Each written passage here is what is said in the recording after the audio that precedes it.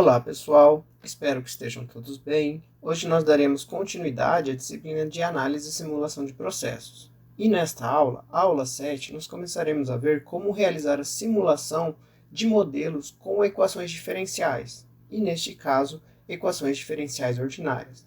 Pois até então, nas aulas anteriores, nós vimos a simulação voltada a problemas de modelos envolvendo apenas equações algébricas, e equações algébricas tanto lineares quanto não lineares, e trabalhamos também alguns exemplos com Excel. Na aula de hoje, nós abordaremos os problemas envolvendo sistemas de equações diferenciais ordinárias, tá certo? E faremos algumas aplicações novamente com o software Excel.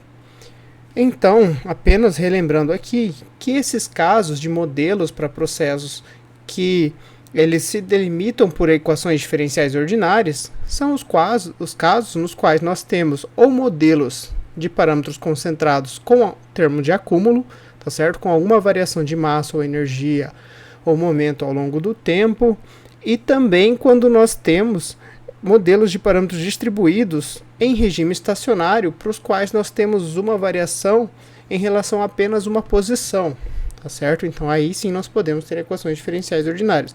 Caso contrário, caso tenhamos variações com mais de uma direção ou com o tempo e uma direção ao mesmo tempo, nós precisamos de métodos então para equações diferenciais parciais, tá bem? E isso nós veremos na próxima aula.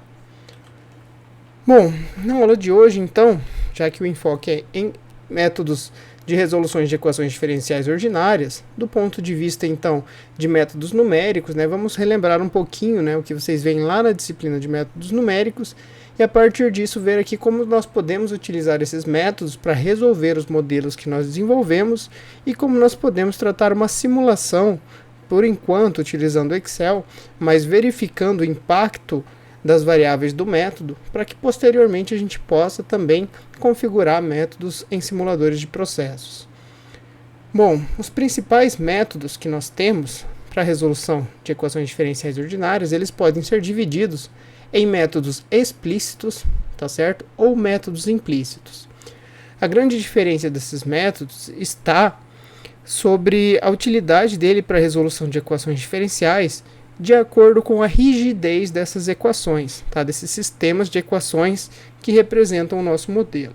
E nós falaremos de rigidez um pouquinho mais à frente, mas é interessante a gente saber que os métodos tradicionais explícitos são o método de Euler, o método de Runge-Kutta, tá? Que são métodos numéricos para equações diferenciais, existem alguns outros, mas também temos métodos implícitos, tá certo? Que são métodos que eles não se baseiam apenas em calcular a nova iteração com base na iteração anterior, mas eles calculam uma iteração e fazem uma atualização dessa nova iteração baseado no valor dela mesmo calculado anteriormente.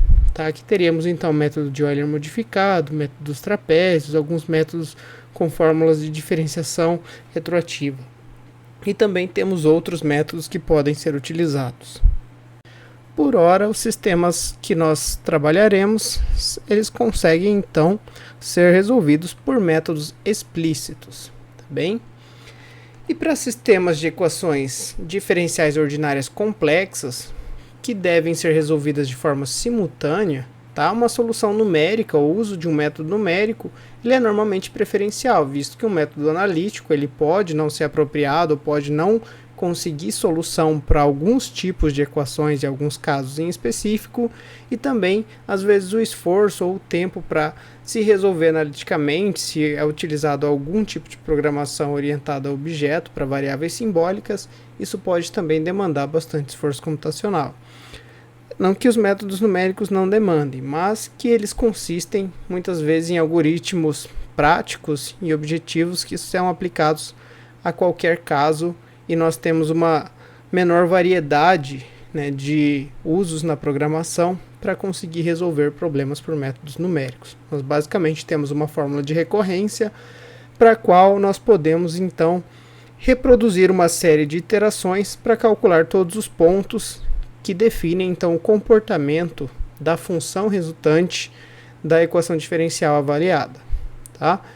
E normalmente qualquer método numérico ele consiste então em ser definido né, pela construção de uma fórmula de recorrência que consegue então calcular os valores de iterações posteriores com base em resultados de iterações anteriores, partindo, claro, de um ponto de partida que está diretamente associado às condições de contorno, condições de fronteira, né, ou condições de valor inicial dos problemas de equações diferenciais que estamos avaliando. Por isso, as condições de contorno ou condições iniciais de um problema, elas são tão importantes que nós tenhamos conhecimento para que nós possamos então resolver da forma adequada uma equação diferencial. E normalmente a grande maioria dos métodos numéricos, eles são baseados em métodos que constroem uma fórmula de recorrência com base nas definições de expansão de funções em série de Taylor, tá certo? Então sempre a partir da expansão de uma função em série de Taylor, nós podemos ali trabalhar essa expansão de forma a isolar o termo diferencial ou a fazermos algumas adequações e modificações para utilizá-la como fórmula de recorrência no cálculo das iterações posteriores. Vamos relembrar um pouquinho disso também. Por exemplo, vamos considerar aqui uma equação diferencial simples, tá? Do tipo dy dx igual a cosseno de x mais 1 e conhecida uma condição de contorno para a qual em x igual a 0, y de 0 igual a 0, tá? Bem, e também relembrar que a expressão geral de expansão em série de Taylor para uma função y de x, tá? Então ela pode ser representada como, em sua escrita numérica, da forma y mais 1 igual a y mais h vezes dy dx mais 1 sobre 2 fatorial, h ao quadrado de 2y dx2, mais assim por diante, sempre aumentando então a potência do fator h, que nós chamamos de passo, e também da ordem da derivada, além do fator de fatorial que nós temos aqui no denominador de cada termo, tá? E isso até um termo de ordem n, mais um termo residual para o qual nós em algum momento, né, obrigatoriamente, devido aqui ao tamanho infinito da série, teremos que truncar essa expansão para que nós possamos então utilizá-la e lembrar que nós temos aí um certo termo residual que acarretaria para qualquer método numérico em um erro de truncamento para o valor da solução numérica em relação à solução analítica. Tá bem? Então, observando aqui essa função, nós vemos que nós temos aqui infinitos termos e que sempre que resolvemos de forma numérica, em algum momento nós precisamos então que truncar essa série e a partir dali temos o termo residual para o valor que seria correspondente aí a solução analítica. No entanto, observemos então que ao longo da série nós temos as derivadas da função que nós estamos avaliando e que se nós então substituirmos nos valores dessas derivadas as funções das equações diferenciais que nós temos, nós podemos com isso construir uma fórmula de recorrência, tá certo? Então, por exemplo, eu posso substituir uma equação diferencial do tipo dy dx aqui na expansão em série de Taylor, de forma em algum momento truncar essa série ou obter mais derivadas a partir dela para adicionar novos termos à minha série de expansão e utilizar essa série truncada como fórmula de recorrência. Tá? Um exemplo disso, tá, para a expansão em série de Taylor, que nós veremos é o método de Euler, tá bem?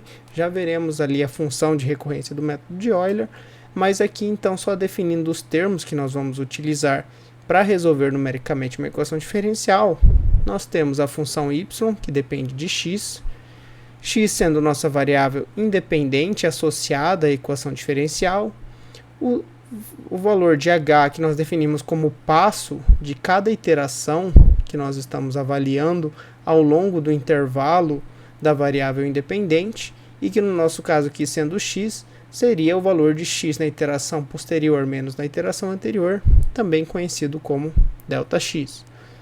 N, o número de termos da série de Taylor para a qual faremos o truncamento e utilizaremos no método numérico, e Rn, o erro residual após n termos que nós precisaremos necessariamente ter associado por conta do truncamento da série. Bom, para o nosso exemplo, nós temos então a equação diferencial apresentada, dy dx igual a cosseno de x mais 1.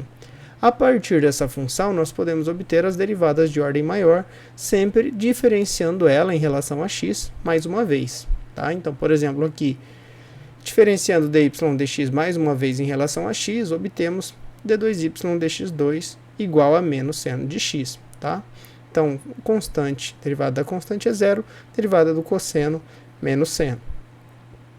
Se nós quisermos derivar novamente, obtemos a terceira derivada, derivada de menos seno, menos cosseno. E assim por diante, tá certo? Vou fazer aqui, só coloquei então até a de quarta ordem, para a qual a derivada de menos cosseno igual a seno de x, tá? Bem, dessa forma então, se nós podemos obter as derivadas de ordem maior, nós podemos então substituí-las na nossa expressão e utilizarmos, né, o truncamento com quantos termos nós desejarmos, tá? Por exemplo, para as expansões com n igual a 1 até 4 termos, né, nós podemos então dizer que y de mais 1 é igual a yi mais o passo h vezes dy dx, que conhecemos da equação diferencial, y de i mais 1 é igual a yi mais o passo vezes dy dx, mais aí o segundo termo que nós obtivemos ali anteriormente, e assim sucessivamente. Vejam que eu posso escrever a expansão com 3 termos ou ainda a expansão com 4 termos, dependendo de quantas derivadas eu quero utilizar, tá? E aqui nesse ponto, então, nós temos, né, o que nós chamamos ali de um trade-off entre a solução e o tempo de resolução, tá? A precisão da solução e o termo de resolução. Quanto mais termos da série nós adotarmos para resolvermos no método numérico, mais esforço computacional e mais tempo de resolução será despendido na resolução da equação diferencial. No entanto, quanto mais termos da série nós considerarmos, mais precisa será a nossa resposta e mais próxima da solução analítica ela estará. Tá bem? Para nós termos uma ideia, né, temos aqui então a resolução de uma dada função, tá certo? Com um passo h que representa, né, o nosso ΔX igual a 1, resolvendo aquela equação diferencial que nós avaliamos com a condição de contorno conhecida, nós calculamos assim, para o passo definido então, a nossa y de x em x igual a 0, que nós já temos da solução de contorno, em x igual a 1, x igual a 2, x igual a 3 e assim por diante, para n termos, para avaliarmos aqui a resposta no caso até y igual a 10. Certo? E vejam então que resolvendo essa equação diferencial, considerando cada vez mais termos de expansão da série de Taylor, mais próximo da solução analítica dessa equação diferencial nós chegamos, tá certo? Então o comportamento da função que representa numericamente ao longo de um processo iterativo aqui de x igual a 0 até x igual a 10, mais próximo da solução ideal, da solução analítica em si, nós temos o comportamento representado. Vejam que com um termo para essa equação diferencial nós temos um certo desvio relevante na resposta e no comportamento e não em toda a função, em alguns intervalos. Tá? Então depende também de cada função, do comportamento da função e do passo que nós adotamos para resolver a função. Tá certo? Quanto maior o passo também do processo iterativo, menos precisa é a solução. Quanto menor o passo, mais precisa é a solução, mas também mais esforço, mais tempo computacional nós demandaríamos para resolver a equação diferencial. Por exemplo, se nós mantivéssemos o mesmo solução de um termo da série de Taylor para resolver a equação, nós utilizássemos, né, um passo aqui de x igual a 0,001, provavelmente nós teríamos uma resposta mais precisa, porém com muito mais pontos de resolução da função para avaliação do seu perfil de comportamento, do seu perfil numérico na solução da equação diferencial. E falando em métodos numéricos, o truncamento no primeiro termo da derivada em expansão da série de Taylor, tá, resulta no método de Euler, tá, para qual a fórmula de recorrência nós chamamos de yi igual a yi mais k1, onde k1 é justamente o termo da primeira derivada da nossa função que estamos avaliando como sendo a função da equação diferencial, definido como h vezes f de xy. Tá? Onde então h é o passo, né, a variação para a qual nós avaliaremos um processo iterativo obtendo os valores da função posteriores com base num valor anterior e na aplicação desse valor na função da equação diferencial, tá? Ou ainda generalizando e colocando de uma forma, né, um pouco mais fácil de enxergar essa fórmula de recorrência, dessa forma aqui, y mais 1, o valor da iteração posterior é o valor anterior, mais ΔX, que será então o passo adotado pelo método, dy dx, que é a nossa função no primeiro termo do truncamento da série de Taylor. Tá? Então todos os demais termos correspondem ao termo residual da expansão para o método de Euler, os termos de ordem de segunda ordem ou ordem superior à segunda ordem. Bem, além do método de Euler, nós temos também os métodos numéricos de Runge-Kutta, tá? Que são métodos muito utilizados, que também derivam da expansão de série de Taylor, mas que consistem então em dividir a função em vários intervalos. Tá? E aí a divisão desses vários intervalos resultam aí nos vários métodos de Runge-Kutta de diferentes ordens, tá? Dependendo do número de intervalos que dividimos essa função. Tá? E a fórmula geral para o método de Runge-Kutta, tá? É y mais 1 igual a y mais o somatório de ômega-j, kj, tá? Definidos então de acordo com a ordem do método que adotamos, no qual aqui kj seria então o passo vezes a f com x e y aplicados em vários intervalos dentro da iteração que nós estamos avaliando. Tá? Então, no método de Runge-Kutta, nós temos também o cálculo da iteração posterior com base no resultado da iteração anterior, tá? E também temos aqui alguns parâmetros de cada método que são definidos em função do número de intervalos. Tá? E aí nós veremos aqui para alguns intervalos quais são esses parâmetros. H continua sendo o passo, ou também chamado de incremento, e V é a ordem do método de Runge-Kutta. Tá? Então, quanto maior a ordem do método, mais termos nesse somatório nós teremos que escrever para representarmos, então, o termo de variação para a equação diferencial que será utilizado no cálculo da função, na resolução dessa equação diferencial. Ok? Bom, vamos olhar aqui para os métodos de segunda e quarta ordem, que são normalmente os métodos mais utilizados e que já apresentam uma boa resposta para a solução da equação diferencial. Nós temos as seguintes fórmulas de recorrência. Para o método de segunda ordem, y da iteração posterior é a anterior, mais k2, tá certo? Onde nós temos aqui k2 como função de k1, tá? Então, nós temos 2k's no cálculo aqui da fórmula de recorrência, e o de quarta ordem nós temos 4k's, tá vendo? E também a divisão aqui do passo por um fator, onde cada um desses k's é função do k anterior, tá? Então, nós temos o k1, que é o termo da função da equação diferencial, com ele nós calculamos k2, com K2, K3, com K3, K4, e assim utilizamos na fórmula de recorrência todos esses k's para calcular aqui o valor de y e mais 1.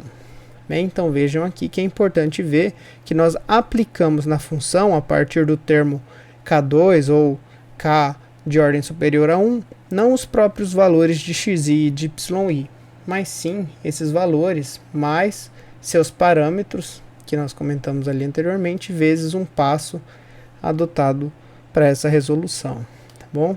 Então vejam aqui que essas são as fórmulas de recorrência e que nós simplesmente partimos de um valor inicial de iteração anterior, que é a condição inicial ou condição de contorno da equação diferencial, para que possamos então ir calculando os valores a partir desta condição.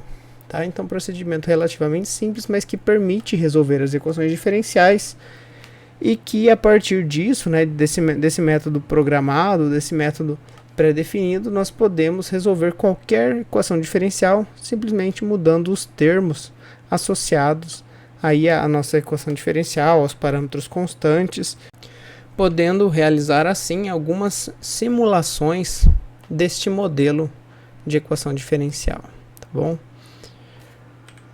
Bem, para a gente conferir aqui também, vejam então que além, né, do número de termos, quanto maior o número de intervalos para os quais é definido um método, mais robusta é a solução, mais precisa também é a solução que nós estamos obtendo. Tá? Por exemplo, para o método de Range-Kutta, quanto maior a ordem do método que é aplicado, mais próximo da solução analítica nós temos o comportamento numérico de resolução da equação diferencial. Tá? Vejam aqui então na linha contínua a solução analítica e então o método de primeira ordem para Range-Kutta, que resultaria no método de Euler. Tá?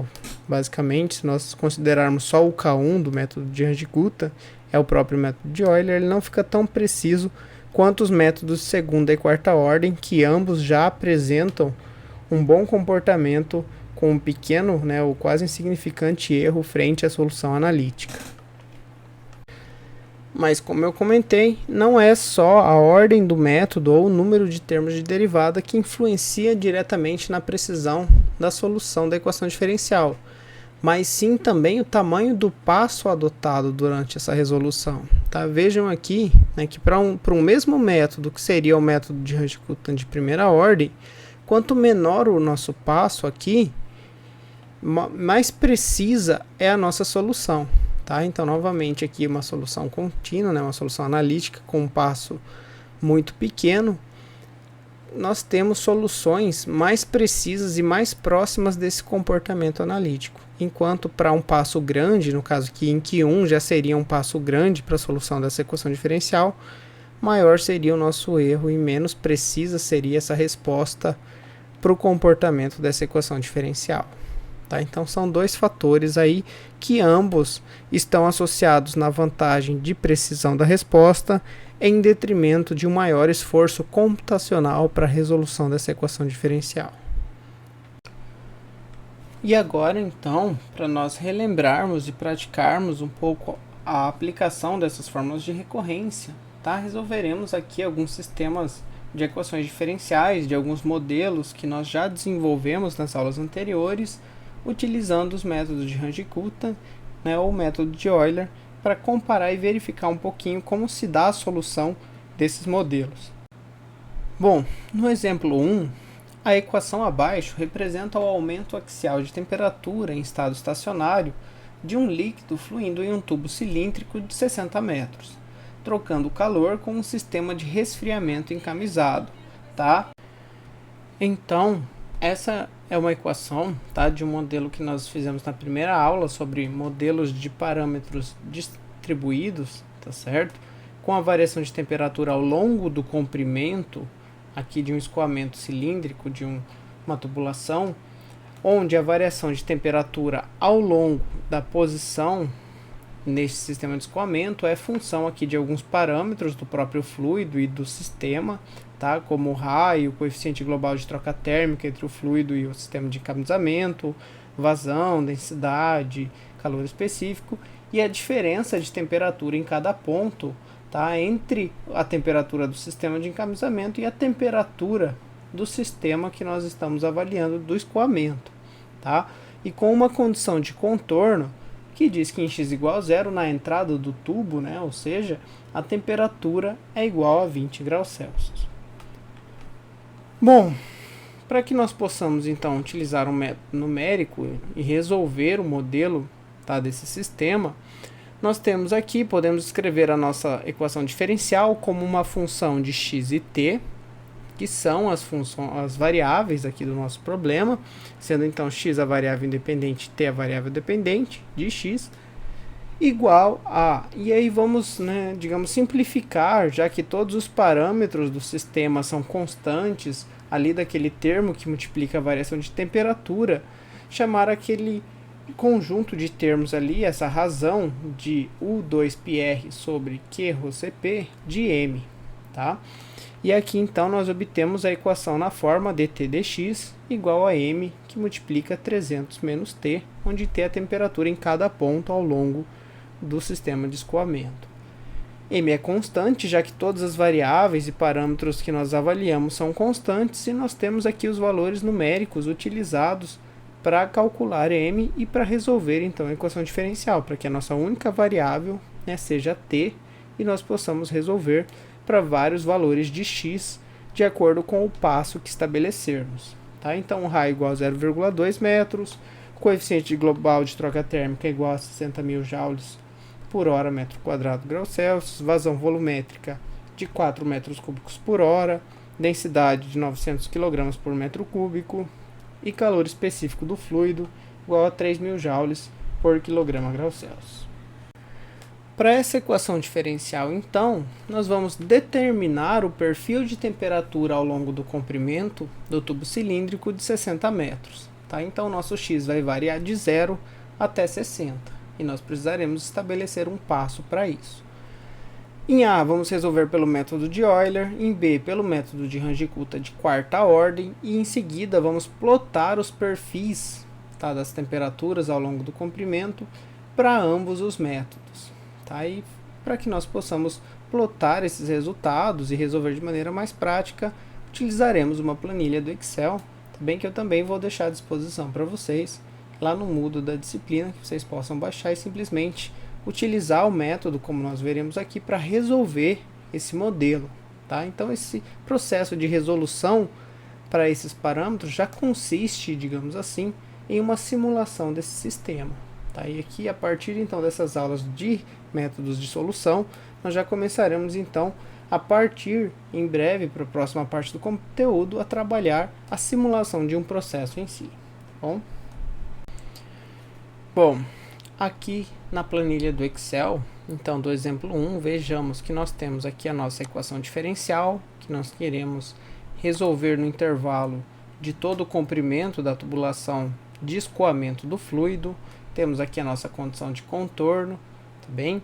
A equação que resume o termo que nós chamamos de M nessa expressão, que é calculado a partir de alguns parâmetros constantes, tá certo? Densidade, Cp, coeficiente global de troca térmica, o raio e a vazão, que são então os valores conhecidos que nós chamamos de parâmetros do modelo.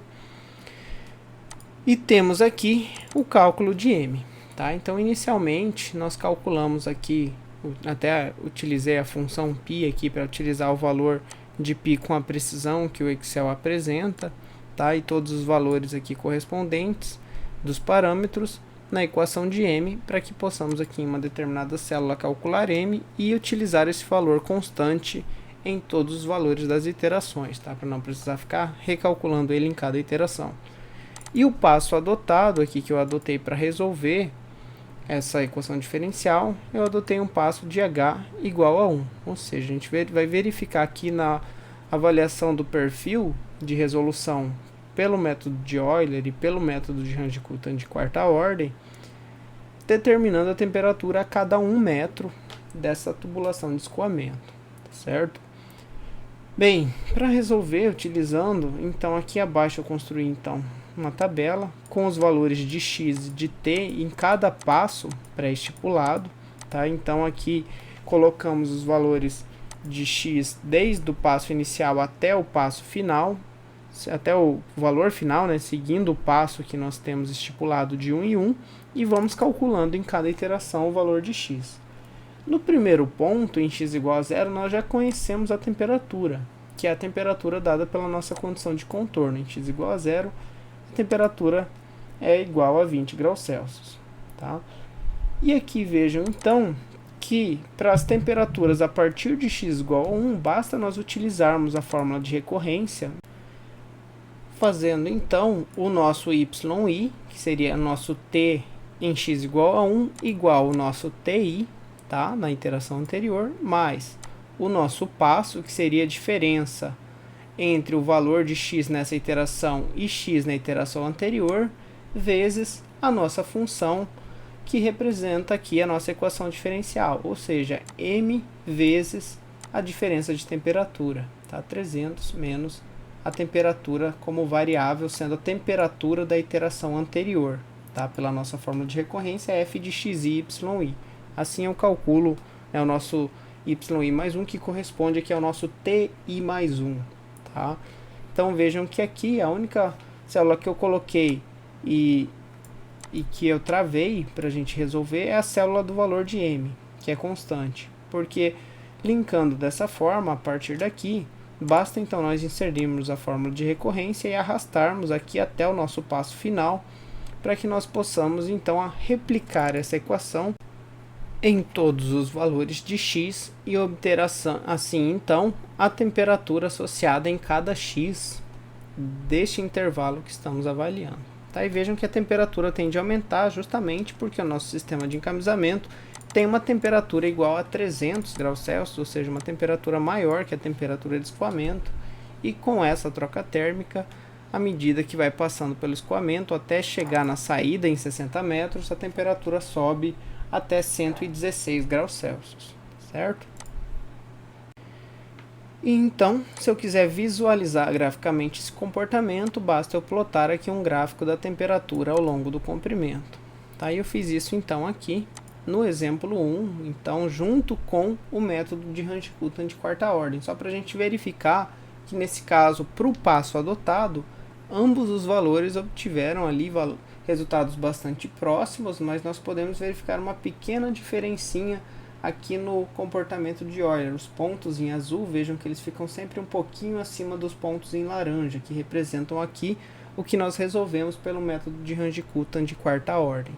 Tá? Então vejam que o equacionamento é o mesmo, é a mesma equação diferencial, o que muda é que aqui nós precisamos calcular vários valores de k antes de calcular a próxima iteração de acordo com a fórmula de recorrência de Range-Kuttan, que divide a nossa função e o nosso passo em vários intervalos em cada iteração.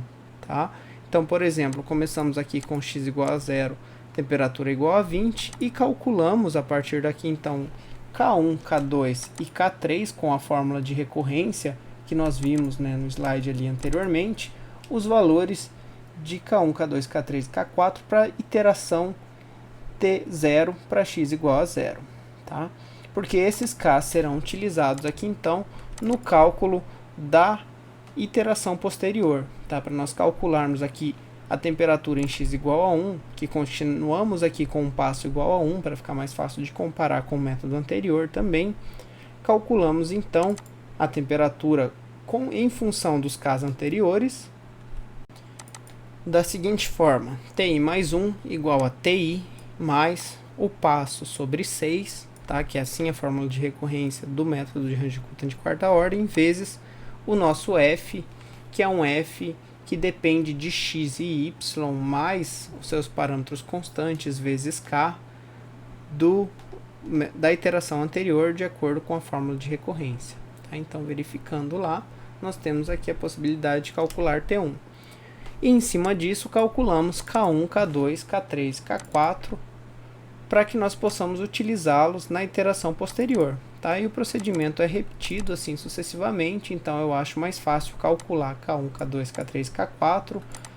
Como a fórmula de recorrência é a mesma, basta daí então eu calcular o próximo T e arrastar então para baixo também, mantendo constante aqui só o nosso valor da nossa célula que contém M, tá certo? E o nosso passo, para que nós possamos aqui também então calcular a temperatura em cada ponto que estamos avaliando. Na verdade, M é utilizado aqui no cálculo dos Ks, né, e no cálculo de T nós usamos os Ks. Tá? Então, no cálculo de T nós mantemos o passo constante, no cálculo de K mantemos tanto o passo quanto o valor de M na função da equação diferencial constante também. Tá? Travados para eu poder arrastar e replicar aqui os meus resultados para as demais células mais abaixo. Tá bem? Bom, então assim eu consigo determinar a temperatura até o comprimento final de 60 metros. E vejam que ela ficou um pouquinho abaixo, né, aqui 115,82 comparado a 116,09, então 0,2 graus Celsius quase aqui de diferença, quase 0,3. Se nós verificarmos então a diferença da solução entre os métodos, realmente aqui Range-Kuttan de quarta ordem deve ser mais preciso por utilizar mais intervalos no cálculo aqui da função diferencial, e temos então um comportamento um pouquinho mais abaixo do que o comportamento de Euler, tá certo? Então eu quero também, vocês vão ver na atividade, que vocês resolvam utilizando esses métodos e também façam aqui a plotagem dos gráficos para nós compararmos ambos os métodos. Nesse caso aqui, para esse passo em específico, ambos os métodos obtiveram aqui, resultaram em boas soluções, porém Range-Coulton, claro, foi um pouco mais preciso em função do próprio método ser pensado para ter uma precisão maior, mas também um esforço de cálculo, vejam, bem maior também por causa do cálculo dos parâmetros K em cada iteração. Bom? E eu poderia, vejam aqui, refazer isso para vários valores de passos, tá certo? Vejam que para passos grandes, os valores realmente começam no método de Euler ficar distantes, mostrando uma imprecisão na solução, tá? Aqui, por exemplo, 1 e 0,1 ficaram bem próximos no método de Euler, porém, passos maiores acabaram resultando aqui em uma diferença, né, em um erro na solução em relação à solução de passos pequenos, à medida que o nosso intervalo, o nosso comprimento vai aumentando. Já o método de Range-Coulton não. Por conta do próprio método, né, ter a sua divisão de intervalos, que já melhoram bastante a convergência e a precisão da solução, independente aqui do tamanho do passo, todas as soluções acabaram sendo bem similares, bem parecidas, garantindo assim uma confiabilidade e uma robustez maior para a solução obtida. Bem? Agora, aqui no segundo exemplo, nós trabalharemos aquele modelo que nós desenvolvemos para um trocador de calor bitubular, utilizando então a troca térmica, realizando a troca térmica entre tolueno e benzeno, tá? Então, nas aulas anteriores, quando nós desenvolvemos modelos de equações de parâmetros distribuídos, nós vimos então esse trocador de calor tubular e realizamos a modelagem desse sistema. Tá? Então, com benzeno passando no tubo interior e tolueno no tubo exterior, e promovendo assim o aquecimento do benzeno de 60 para 100 graus Fahrenheit e do tolueno um resfriamento de 170 para 110 graus Fahrenheit. Bom, e em função disso, utilizamos a equação do balanço de energia, determinando os termos de variação de energia, entrada e saída, as equações de modelo que representam o comportamento em estado estacionário desse sistema. E temos aqui então essas equações diferenciais.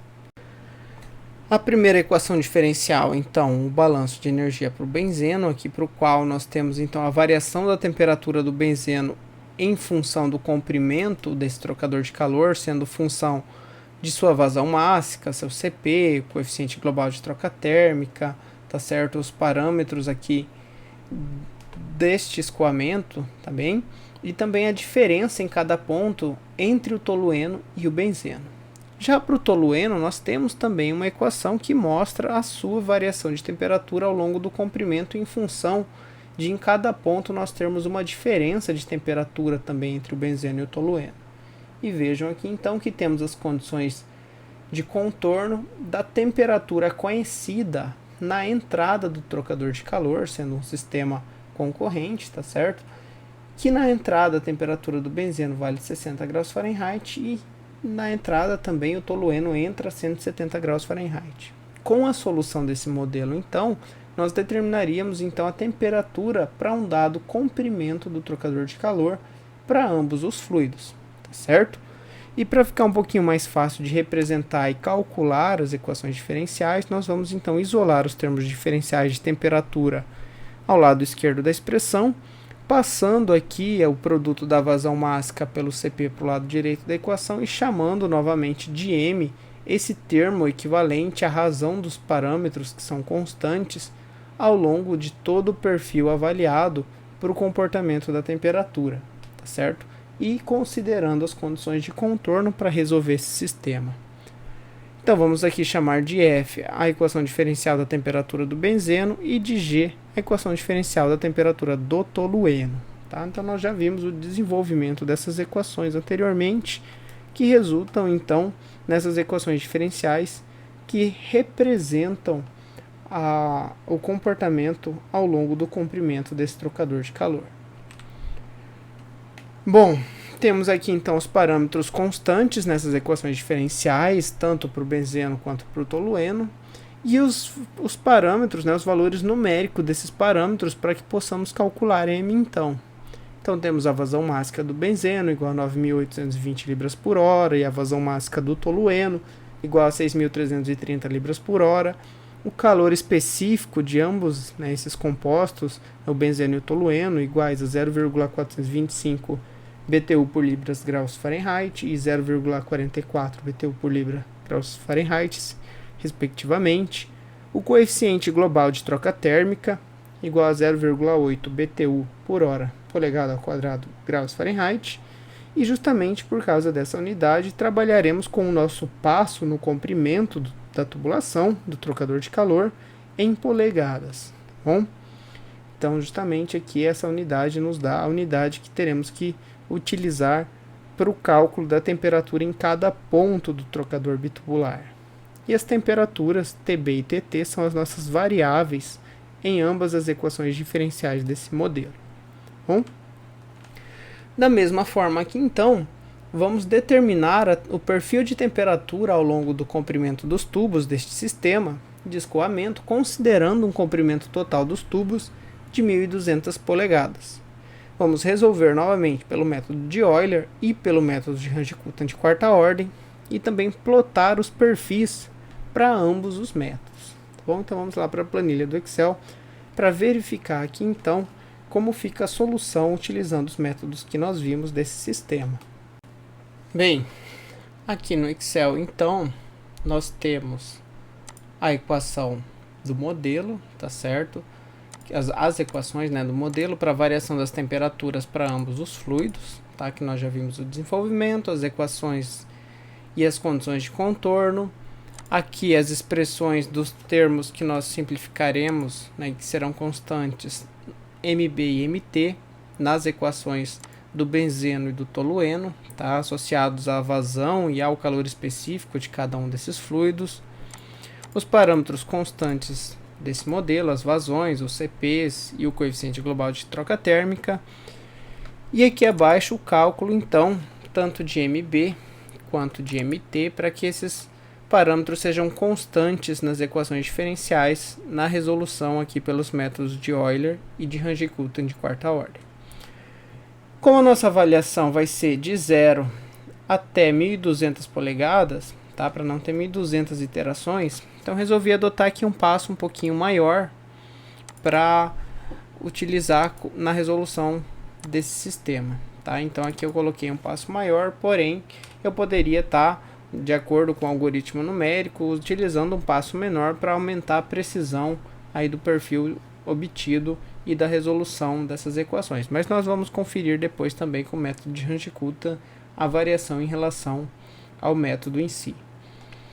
Bem, os valores de temperatura na condição inicial de x igual a zero nós temos, tá? De acordo com nossa condição aqui de valor inicial.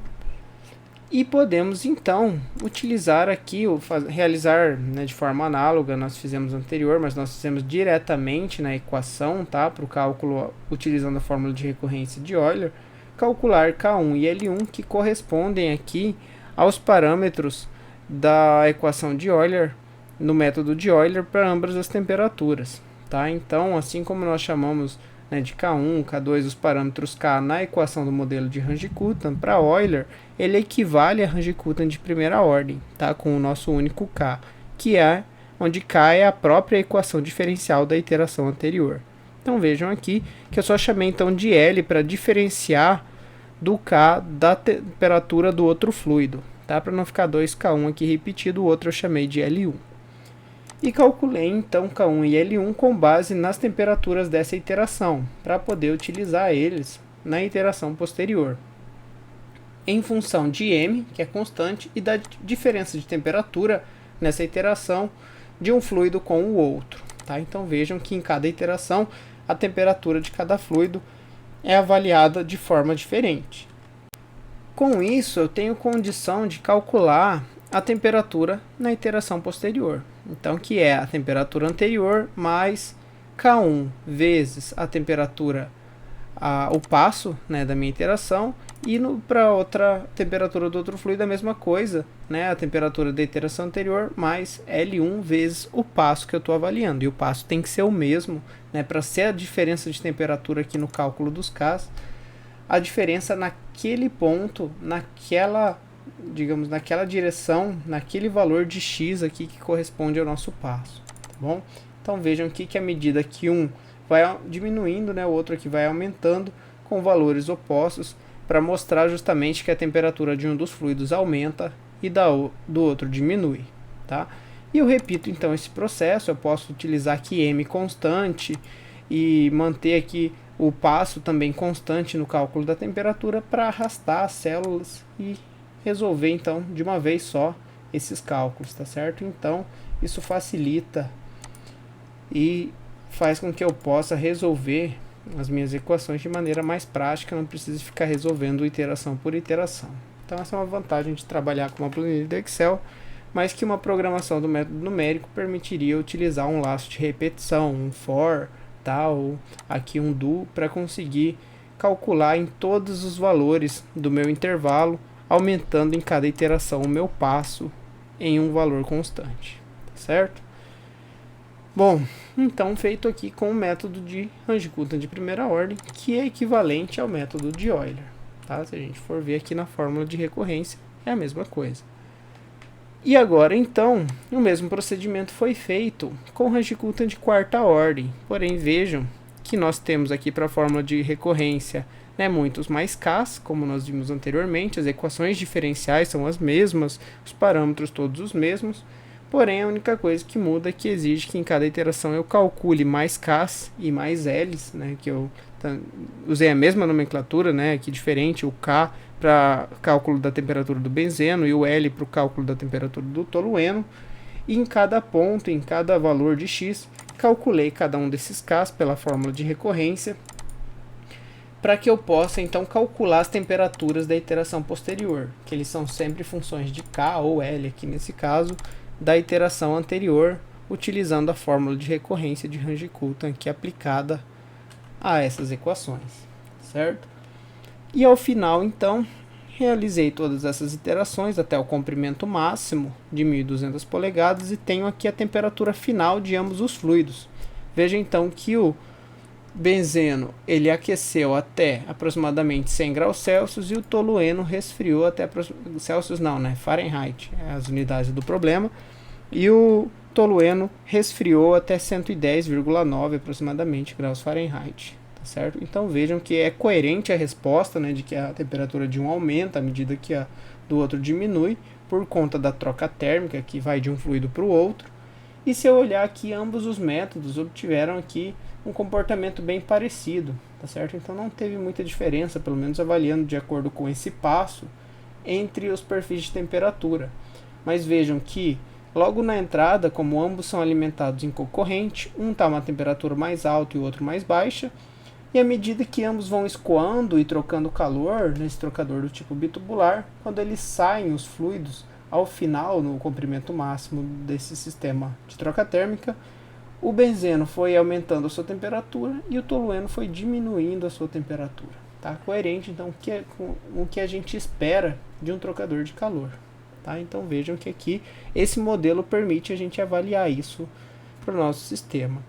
E vejam então também que agora nós temos aqui um método resolvendo um modelo que, querendo ou não, ele está realizando a simulação desse modelo para essas condições. Tá? E trabalhar com um simulador é um recurso, né, que nós utilizamos para que nós possamos avaliar qualquer tipo de comportamento para o mesmo modelo, variando seus valores de entrada e suas condições. Tá? Por exemplo, agora que eu tenho aqui o método programado na planilha para resolver esse modelo, eu poderia variar qualquer um dos meus parâmetros e observar toda a variação nas equações em função dessa alteração, tá? E dessa mudança. Tá? Como eu mudei aqui só na planilha do Runge-Kutta, ele só alterou o gráfico do Runge-Kutta, mas eu poderia alterar aqui também e verificar daí os gráficos, como eles mudam a partir de qualquer variação dos meus parâmetros de entrada, tá certo? E isso então é o procedimento de simulação. Tá? Então eu consigo simular o comportamento de um sistema e de um modelo, alterando seus parâmetros de entrada, seus inputs, a partir de alterações nas variáveis de entrada, tá certo? Então vejam aqui que a gente já está vendo como um simulador de processos vai trabalhar quando a gente terminar a parte de modelagem da disciplina e de fato começar a trabalhar com simuladores, né? Saber definir o método adequado, saber definir os parâmetros, tá certo? As variáveis que vão ser trabalhadas são importantes porque a gente consegue verificar o que acontece para diferentes condições, tá? Por exemplo, se eu abaixar a vazão do benzeno nesse modelo, então a minha temperatura tende a atingir um equilíbrio térmico aqui antes do que era previsto no modelo das condições anteriores, tá certo? Então eu tenho aqui várias formas de observar. Por exemplo, se eu quisesse utilizar um tubo para que o equilíbrio térmico fosse atingido de forma mínima, eu poderia verificar aqui alterações nas vazões de processo, ou verificar também um material que permita uma troca térmica mais eficiente, tá certo? Na interface entre os fluidos, buscando então determinar condições de processo que atendam às especificações do meu sistema. Tá? Se eu tiver um trocador com comprimento específico ou delimitado, eu tento adequar as outras variáveis de forma a atender as minhas demandas, minhas necessidades de temperatura para aquele tamanho de trocador de calor, tá certo? E assim por diante. Então, a simulação é uma ferramenta muito útil do ponto de vista de melhoria, otimização de processos, justamente por possibilitar essa análise em cima do modelo de um processo, tá certo? Bom, pessoal, então agora como atividade da aula 7, eu vou pedir que vocês resolvam os exemplos 1 e 2 da aula, tá? Utilizando o Excel.